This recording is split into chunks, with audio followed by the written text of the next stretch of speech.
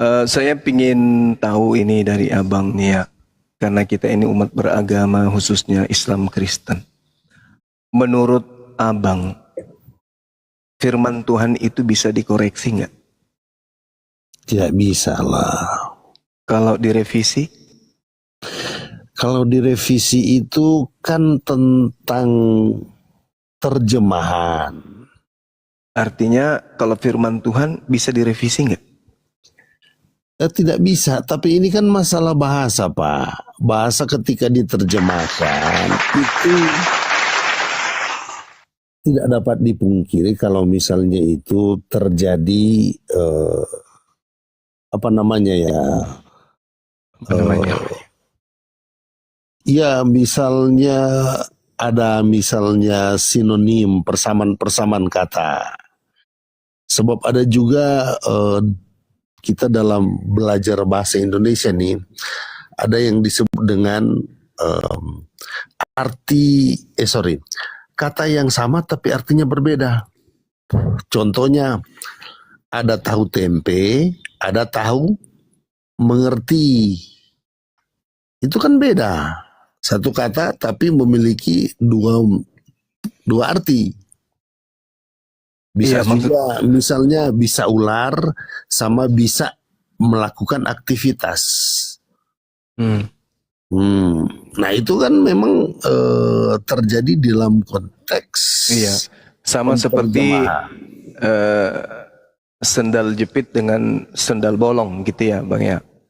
Oh beda Pak, itu kan beda. kata benda. Iya, jadi kesimpulan kita terjemahan itu bisa direvisi. Betul? Iya. Kalau firman Tuhan bisa nggak direvisi Bang? Lah kalau memang terjadi kesalahan terjemahan. Firman Tuhan bisa nggak direvisi? Bahasa asli itu tidak bisa direvisi. Tapi terjemahan bisa Pak. Kalau firman Tuhan bisa nggak direvisi Bang? Ya ini kan tergantung orangnya Pak. Sekarang yang merevisi firman Tuhan berarti lebih pintar dari Tuhan gitu. Bapak tidak dapat mengartikan bahasa asli dengan bahasa terjemahan. Yang tidak bisa direvisi itu adalah bahasa asli. Nah, itu firman Tuhan kan bahasa aslinya? Iya. Makanya tidak bisa direvisi kan? Iya. Berarti yang terjemahan bisa direvisi? Ya iya kan penterjemahan. Berarti terjemahan ini bukan firman Tuhan Bang? Ya kalau memang artinya itu tidak menyimpang, ya itu memang mengandung kebenaran yang berarti sudah betul. Tidak perlu lagi ada revisi. Ya, kedudukannya dia firman Tuhan atau bukan? Begini, jangan kita melihat tentang firman Tuhan dulu. Ada beberapa hal contohnya dalam konteks terjemahan bahasa-bahasa dalam pengetahuan umum. Contohnya bagaimana kita memahami sebuah mobil ciptaan dari Cina. Bahasa Cinanya nggak bisa kita revisi.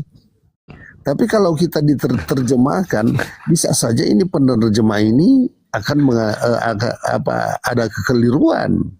Pengambilan kata istilah dia mungkin karena perbendaharannya kurang, dia menyamakan salah satu contoh nih, misalnya kata cipta, kata buat, kata bentuk, kata jadikan. Yang paling cocok di situ pakai kata apa itu? Padahal pengertiannya hampir sama. Iya, artinya terjemahan ini bukan firman Tuhan kan Bang? Itu tetap firman Tuhan. Penerjemahannya itu bisa terjadi kekeliruan karena bagaimana firman Tuhan ada terjadi kekeliruan Bang? Rupanya ini pertanyaannya ini agak apa ya, mau diputar-putar ini. Sekarang salah satu contoh misalnya di dalam Sadar Al-Quran. beliau ini. Sadar saudara saya. Iya. Gini Bang, ini saya lihat juga gimana? terjadi di dalam Al-Quran. Ah, Itu ada kalimat misalnya, ibu pergi ke pasar.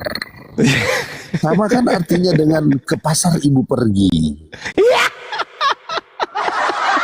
Nah, itu bisa terjadi. Opo iki? Opo iki? Saya banyak melihat di dalam aplikasi ketika saya install aplikasi Al-Quran, itu terjadi sama. sama nggak itu ibu pasar ke? Sama nggak? Ya itu kan artinya bisa terjadi misalnya kata menerangkan, diterangkan.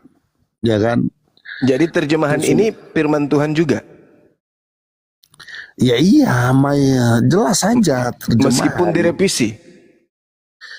Ya direvisi itu karena ada kata ada apa? yang kurang tepat, kurang tepat.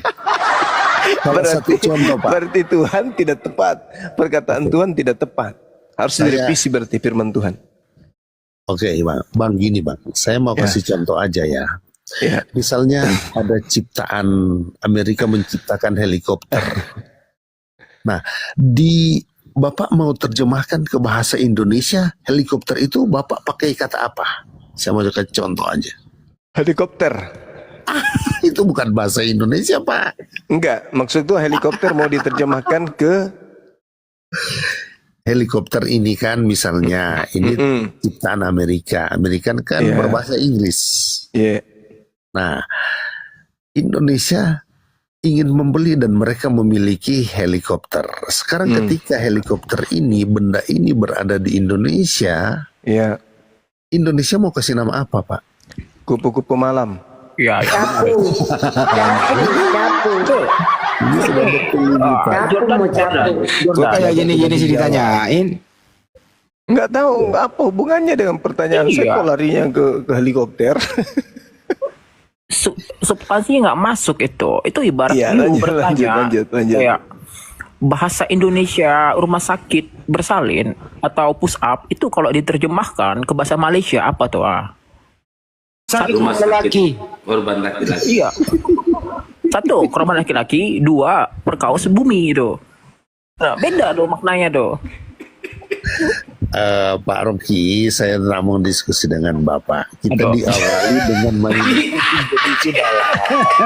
Ada. Gini ya, stang BMX ya. Yuk saya sebut sebagai stang BMX itu. BMX karena pusing-pusing itu, yuk narasinya tuh. Allahu Akbar, Masya Allah. Ini gimana nih sahabat Jordan? Terjemahan itu bukan firman Tuhan, karena terjemahan itu bahasa manusia. Upaya manusia untuk mendekati makna daripada firman Tuhan. Yang firman Tuhan itu yang diterima oleh para nabi. Lukas, Markus, Matius, Yohanes dan juga Paulus itu bukan nabi. Maka catatan perkataan mereka itu bukan firman Tuhan. Gitu Bang cara belajarnya. Itu yang pertama. Yang kedua, yang ada di Indonesia ini kan tinggal terjemahan saja. Yang menerjemahkan itu adalah orang-orang yang ada di lembaga Bible. Karena dia manusia, ada kesengajaan untuk kemudian merubah-rubah terjemahan. Kenapa bisa mereka rubah? Karena hanya terjemah, bukan firman Tuhan. Sedangkan yang aslinya saja bukan. Seperti Lukas. Lukas nerima firman dari mana? Gelap. Markus terima firman dari mana? Gelap. Paulus terima firman dari mana? Gelap juga. Matius, pengarang Matius, firman dari mana? Nggak ada tahu, nggak ada juga, gelap. Begitu juga penulis buku Yohanes, gelap. Jadi tidak ada unsur yang bisa kita gunakan sebagai penguat untuk mengimani bahwa itu adalah firman Tuhan. Karena Tuhan tidak pernah berfirman kepada Lukas, tidak pernah berfirman kepada Paulus. Mereka cuma ngaku-ngaku, Injil yang kuberitakan ini bukan kuterima dari orang, tapi kuterima dari Yesus. Kapan Yesus kemudian datang ke penjara, ke padang gurun bertemu Yesus itu kapan? Yesus sudah tak ada, tapi Paulus menulisnya dengan tangannya dia sendiri. Jadi aspek-aspek inilah yang kemudian yang harus saudara Jordan pahami. Kenapa kitabnya bisa direvisi, bisa dirubah, bisa ditambahi, bisa dikurangi, bisa dipindah alihkan kemudian ke bahasa yang baru, meninggalkan bahasa yang lama. Dikarenakan itu bukan firman Tuhan. Gitu Bang. Jadi terjemahan semisal Al-Quran Bang Jordan. Al-Quran itu bisa diterjemahkan. Siapa yang menerjemahkan? Yang bisa bahasa Arab, yang bisa tafsir, yang bisa nahwu shorab. Nah, mereka menerjemahkan kemudian berdasarkan disiplin ilmu yang mereka punya ke dalam bahasa Indonesia. Pemaknaan mereka, para penafsir ini, para penerjemah, perkataan mereka itu dalam bahasa Indonesia itu bukan firman Tuhan. Itu adalah perkataan mereka yang mendekati perkataan Tuhan. Nah, misalnya Iqra. Iqra itu firman Tuhan. Bacalah itu bahasa manusia, perkataan manusia. Jadi bukan kata bacalah yang kemudian yang diterima oleh Nabi Muhammad, tapi kata Iqra. Nah, Iqra ini nggak boleh diganti. Zaman boleh berubah, waktu boleh berjalan, tetapi Iqra tetap Iqra. Misalnya, Iqra di dalam bahasa Indonesia bacalah. Kata bacalah bergeser kemudian 500 tahun ke depan, ternyata bacalah itu nilai, rasa, bahasa dan makna kandungannya itu berubah menjadi peganglah. Maka Iqra ketika melafazkan huruf-huruf menjadi sebuah kata, itu bukan lagi makna dari kata baca tetapi pegang. Maka 500 tahun ke depan Iqra bisa diterjemahkan menjadi peganglah. Iqra-nya tetap gak bisa bergeser, dia maknanya tidak bisa bergeser. Bahasa Indonesia ketika berubah makna dari baca menuju pegang, itu yang bisa berubah tergantung zamannya. Kalau zaman di mana peganglah itu artinya sama dengan makna bacalah yang ada di dalam original teks Al-Quran, maka Iqra sama dengan bacalah. 500 tahun ke depan Iqra sama dengan peganglah. Tetapi Iqra tidak bisa dirubah. Sedangkan saudara Kristen berbeda. Iqra hilang dari sejak 1000-2000 tahun yang lalu. Yang ada Iqra bacalah. Begitu ke depannya berubah makna Iqra ini 500 tahun ke depan peganglah, maka berubah peganglah. Nah, peganglah ini 500 tahun ke depan berubah menjadi ciumlah. 500 tahun ke depan sepaklah. Nah, sekarang yang terakhir apa? Sepaklah. Kita kembalikan kepada original teks. Ternyata original teksnya itu adalah Iqra, bacalah, bukan sepak. Berarti apa? Kitab Anda sudah jauh meninggalkan original teks. Siapa yang menjamin kemudian bahwa terjemahannya itu adalah tepat sesuai dengan original teksnya? Kalaupun ada yang menjamin, tetap saja terjemahan bukan firman Tuhan. Jadi kesimpulannya menurut pandangan saya nih, mohon maaf kalau Anda harus belajar dari itu. Bible yang Anda pegang itu bukan firman Tuhan, tapi terjemahan dari perkataan yang lebih dulu. Perkataan terjemahan dari bahasa yang lebih dulu. Kalau endingnya bahasa Yunani, nah di sini nanti akan bermasalah lagi. Mereka para penulis ini menerima informasi dari mana? Sedangkan contoh misalnya Matius ditulis tahun 66. Yesus terangkat ke langit tahun berapa? Tahun 33. Ada 33 tahun kemudian masa jarak antara Nabi Yesus yang adalah rasul dengan penulis Matius. Nah, untuk membudayakan atau untuk bagaimana supaya perkataan Yesus di tahun 30 bisa langgeng sampai 33, itu budaya apa yang dipakai? Seperti Al-Quran ada ilmu sanad, ada kemudian talaqi, ijazah. Rasulullah Muhammad SAW membacakan Al-Quran, innamal mu'minuna alladhina idza dzukirallahu wajilat qulubuhum. Sahabatnya mendengar dan menghafalkan. Innamal mu'minuna alladhina idza dzukirallahu wajilat qulubuhum. 10 tahun, 20 tahun, 30 tahun bacaan tersebut masuk ke dalam sanubari setiap yang mendengarkan dan menghafalkan serta membacakan. Innamal mu'minuna alladzina idza dzukirallahu wajilat qulubuhum. Kemanapun di belahan bumi ini, tetap innamal mu'minuna alladzina idza dzukirallahu wajilat qulubuhum. Dan silakan bahasa-bahasa lain menerjemahkan original teks tersebut. Jadi Al-Quran tidak meninggalkan, kemudian original teks tidak meninggalkan firman Tuhannya. Sedangkan Bible, coba sahabatku renungkan. Pada mulanya adalah firman, original teksnya mana? Yang ada hanya diterjemahkan kembali ke dalam bahasa Yunani.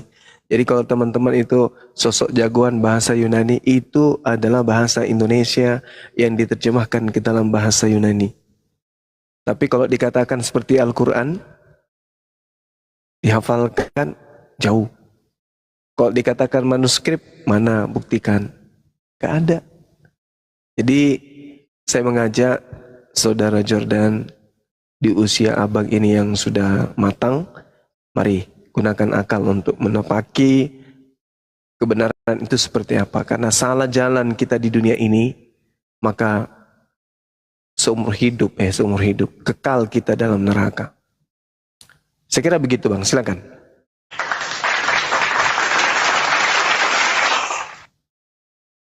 Pak Andi, saya protes ini Pak Andi. Saya ngomong beberapa apa aja sudah diprotes, katanya kelamaan. Bang Juma, dia ini kepanjangan. Ada celah-celah yang seharusnya saya bisa masuk. Tapi karena menghargai diskusi saya diam. Tapi kok Pak Andi diam? Kalau Bang Juma ngomong nggak berani mau disela. Padahal sudah kelamaan ini. Gimana saya ini, nunggu Pak Andi? abang selah. Oh enggak, saya nggak bisa lah karena Kok tanggapi itu? Jangan sampai aku yang ngomong sama kamu. nggak mau aku. Kalau dengan kamu percuma lah. Kau sudah mengawali diskusi dengan main-main, ngapain? Kalau Bang Juma lah boleh, kita sudah kenal. Tapi Ya udah tanggapi aja Bang Jordan, tanggapi aja. oke, gitu ya. Jadi di sini ya kita melihat ada perbedaan pandangan. Bahwa ternyata mungkin pandangan Bang Juma tadi itu tentang bahasa asli, itulah yang disebut firman Tuhan. Terjemahan itu bukan firman Tuhan. Lah, kita memiliki pengertian yang berbeda di situ. Sebab kami melihat bahwa terjemahan di situ yang terpenting itu adalah maknanya. Bisa bisa dimengerti oleh setiap suku, setiap bahasa itu. Makanya di dalam Alkitab itu ada bahasa, bukan cuma bahasa Indonesia, bahasa nasional. Bukan bahasa internasional yaitu Inggris. Tapi ada juga bahasa-bahasa daerah atau bahasa-bahasa suku masing-masing. Lihat saja aplikasi Alkitab itu ada bahasa Batak, bahasa Toraja. Karena supaya orang yang tidak tahu bahasa nasional, yang berada hidupnya dia melihat jalan aja, jalan aspal, nggak pernah melihat apalagi mengenai bahasa, maka itu perlu dijangkau dengan terjemahan. Nah ini ada berbeda di sana Bang Zuma. Cuma ada satu keganjilan bagi saya, yaitu bagaimana orang menghafal itu bunyinya sama dengan misalnya sebuah surat. Apakah hafalan itu akan sampai kepada tujuan? Artinya akan sama persis titik komanya dengan tulisan. Itu nggak bisa seperti itu Pak. Itu di dalam Alkitab itu jelas sudah aslinya memang sudah tidak ada, tetapi itu sudah disalin-salin. Nah titik komanya pasti ya, tapi karena mau diterjemahkan ke bahasa, maka bahasa wilayah tertentu, maka itu bisa saja ada pergeseran. Itu harus diakui Pak. Jadi contohnya tentang Al-Quran Pak. coba Bapak lihat itu, ada begitu banyak aplikasi Al-Quran. Saya sudah install, dan bahkan waktu di zaman Zoom saya diarahkan, yang saya harus install itu dia kasih Pak, gambar motifnya yang ini, tulisan Arabnya yang begini. Jangan yang misalnya ada aplikasi Al-Quran berwarna hijau, dibilang jangan yang ada putihnya di situ. Nah itu ternyata ada perbedaan-perbedaan di situ Pak. Jadi Bapak, bagaimana Bapak menanggapi itu tentang hal aplikasi yang berbeda di dalam Play Store? Bapak hanya menyerang tentang kitab suci Kristen. Gimana itu Pak? Oke. Jadi yang kami tahu, Al-Quran itu dari sejak kemudian Rasulullah Muhammad SAW menerimanya, sampai hari ini itu tidak pernah ada pertentangan di dalamnya. Tak ada pertentangan. Kenapa demikian? Karena kami mendudukkan perkara bahwa firman Allah harus didudukkan sebagai firman Allah. Tidak bisa kemudian firman Allah dibuang, dilenserkan, lalu menggantikannya dengan firman atau perkataan manusia. Karena Allah pencipta langit dan bumi sudah menyiapkan bahasa untuk kita manusia. Allah Subhanahu wa taala menciptakan seluruh bahasa yang ada di atas muka bumi ini untuk makhluknya. Al-Quran surah Ar-Rum ayat 22. A'udzubillahi minasyaitonirrajim. Wa min ayati khalqus samawati wal ard wa ikhtilafu alsinatikum wa alwanikum inna bidzalika laayatil lil alamin. Di antara tanda-tanda kebesaran Allah, Allah menciptakan langit dan bumi. Allah menciptakan perbedaan bahasa-bahasamu. Allah menciptakan warna kulitmu, dan kemudian sungguh pada yang demikian itu benar-benar terdapat tanda-tanda bagi orang-orang yang mengetahui. Jadi Allah sudah luar biasa menciptakan bahasa untuk kita. Bahasa ini kita pakai kemudian untuk memaknai firman Tuhannya. Jangan firman Tuhannya dikubur, lalu kita ganti dengan bahasa manusia. Oleh karena itulah kemudian ketika saudara berkata di Al-Quran begini, begono, itu enggak ada. Ketika Al-Quran menarasikan ayatnya, wa min ayati khalqus samawati wal ard, dimanapun di belahan bumi ini, Anda tanya orang-orang Islam, suruh baca Ar-Rum ayat 22, wa min ayatihi khalqus samawati wal ard. Pasti bacaannya sama. Kenapa? Karena yang diminta untuk dilestarikan kemudian adalah kalamullah. Dan Allah kemudian sudah menjamin itu. Aku yang mewahyukan, aku yang menjaga. Nah, sehingga coba Anda perdengarkan bacaan Quran dari Tokyo.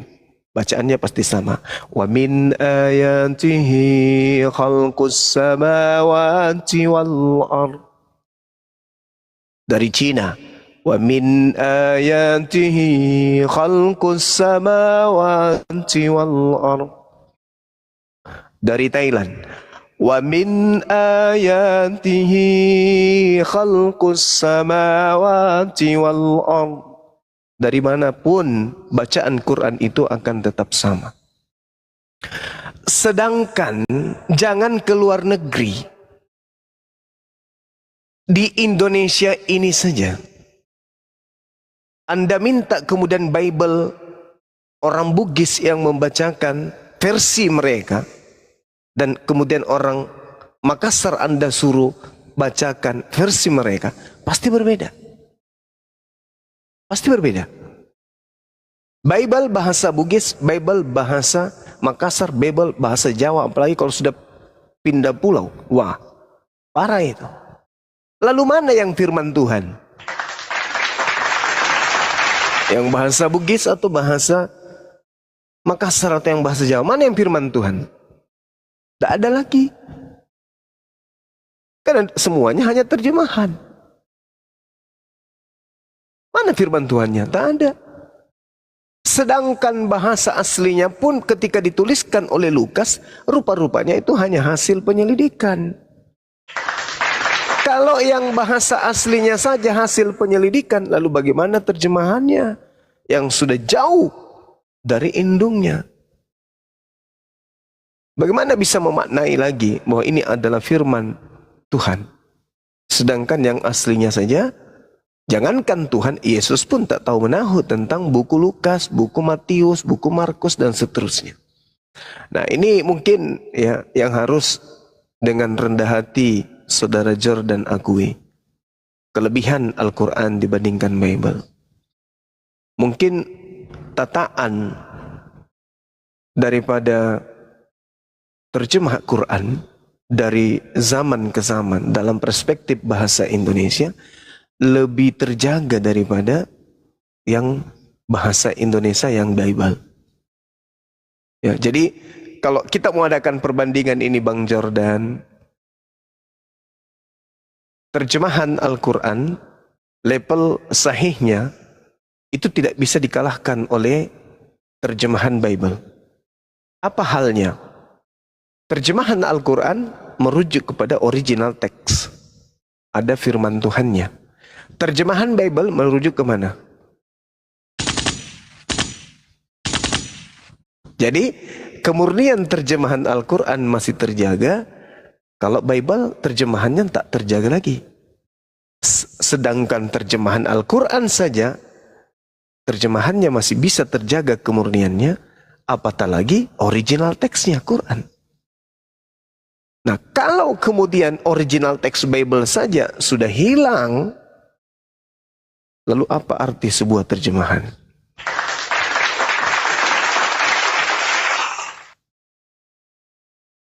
Nah, ini saya rasa perlu kemudian Bang Jordan renungkan, pikirkan.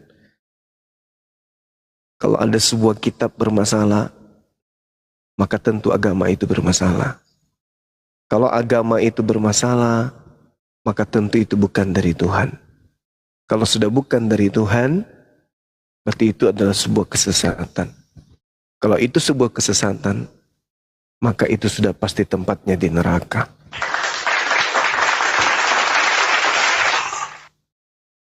Silakan, saudara apologet muda.